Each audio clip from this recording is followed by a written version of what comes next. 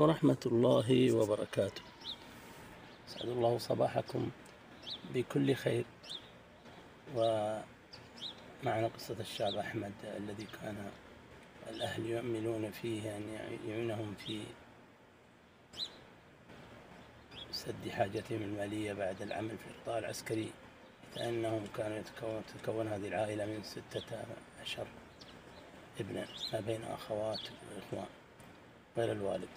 قام أحمد بالعمل في القطاع العسكري وعين مع هيئة الأمر بالمعروف والنهي عن المنكر، وأثناء تجوالهم في أحد الأسواق صحبة أحد المشايخ تم القبض على شاب تشتكي منه فتاة بأنه كان يؤذيها.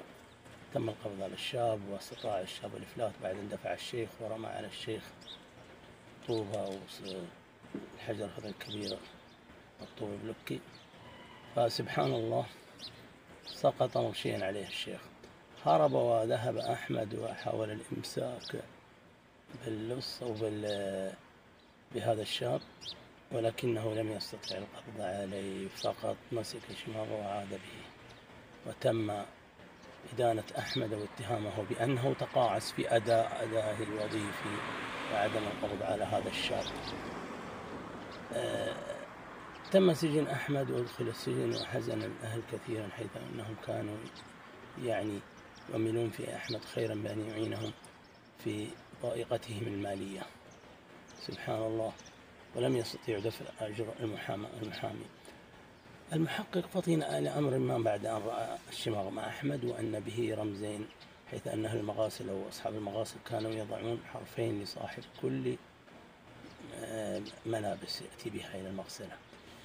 تم المرور على المغاسل المحيطة بهذا السوق، وعرف أحد العمال هذا الرمز وأنه لشاب يأتيه دائما يغسل عنده ملابسه. تم الاتفاق من قبل الشرطة معه على أن يتم إخبارهم حال وصول الشاب أو أخذ رقم السيارة. أخبر الشرطة عندما جاء الشاب، عاد مرة أخرى اتصل عليهم ولكنهم تأخروا، وبعد ذلك أخذ رقم السيارة وسلمه إلى الضابط، وبعد ذلك تم القبض عليه واعترف بما أدين له قتل الشيخ. الشيخ طبعا توفى، وبرئ أحمد من هذه التهمة ونصره الله سبحانه وتعالى. تم الحكم على الشاب بالإعدام، وأحمد ترقى في مناصبه من جندي إلى ضابط إلى منصب كبير جدا حتى توفى رحمه الله. فالله سبحانه وتعالى دائما ما ينصر المظلوم. هذا وصلى الله وسلم على سيدنا محمد.